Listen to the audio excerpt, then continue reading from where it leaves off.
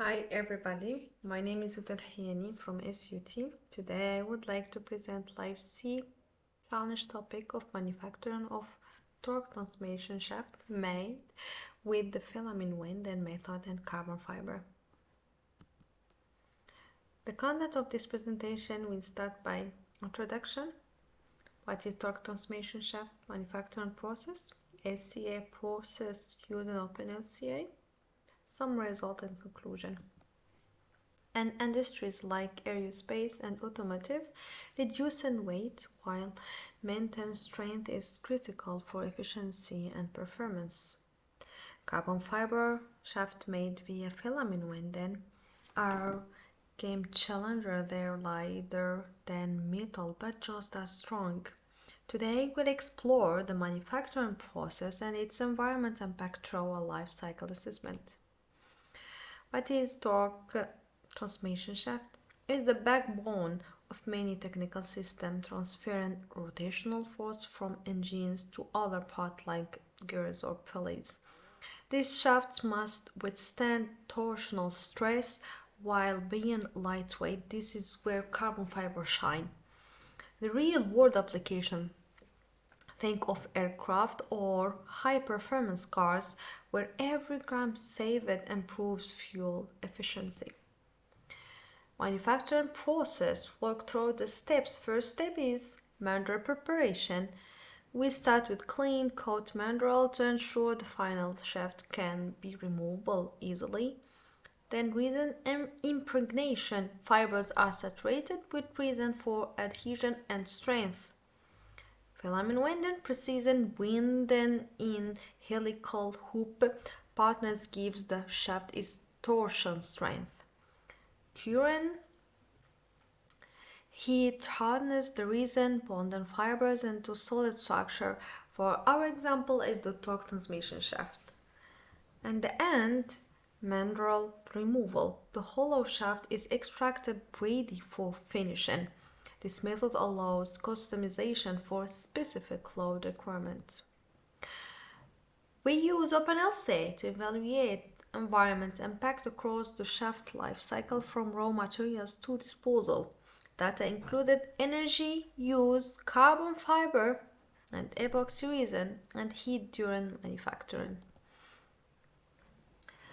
Our system boundary is necessary, so our system boundary is cradle to gate. LCA EF 3.0 covers all process from raw materials extracting 2 kg carbon fiber, 2.5 epoxy resin, torque manufacturing, filament winding, impregnation, current, and associated energy using 148.3 kilowatts hour electricity, 17 kilowatt hour heat, up to the factor gate where the functional unit, one finished torque transmission shaft, and 0.28 kg of waste of cut are produced. This figure illustrates this system boundary clearly, showing all input flows, carbon fiber, energy, epoxy resin, and the corresponding manufacturing process. The output, final product, and production waste are directly outside the system boundary toward the technosphere, presenting product use and waste treatment, landfill, incineration, or recycling. This structure provides a clear and transparent overview of the product's life cycle foundation and support consistent modeling and OpenLCA. The result, the fendant rebel surprised, especially after normalization, lay deeper. Raw data made climate change seem minor, but normalization exposed is top concern. This shows why context matter. Resource use, especially fossils, dominates both charts, underscoring the energy-intensive nature of products. Notice how the chart shifts after normalization. This is critical for accurate decision making. We then further prioritizes impact here, climate change and fossil remain the biggest challenges. The partner mirror normalized results, confirming these are the key areas for improvement. This led us to ask, how can we mitigate these impacts? Contribution of key inputs: carbon fiber, electricity mix, industrial heat, epoxy. To each EF 3.0 midpoint impact categories cradle to gate our system, expressed as percentage share of the total for the categories.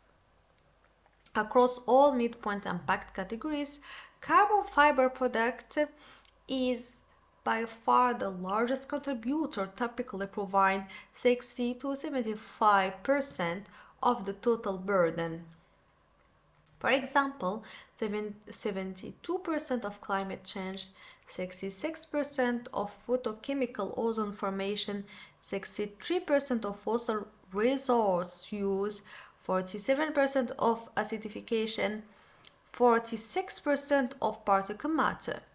Electricity is the second highest driver, approximately equal 20 to 40% depend on the category, peaking at 43% and particle matter and 42% in acidification, and contribution 100% of water use. By contrast, industrial heat and epoxy resin each account for only single digital shares, usually 1 to 8%. Heat is most noticeable, and freshwater ecotoxicity and terrestrial eutrophication approximately equal 30% and those in each categories, while epoxy resin never exceeds 5%. To summarize, carbon fiber shafts offer performance benefits but come with environment trade-offs, particularly in energy use and emissions. To align with sustainability goals, we must integrate renewable energy and optimize material use and filament winding.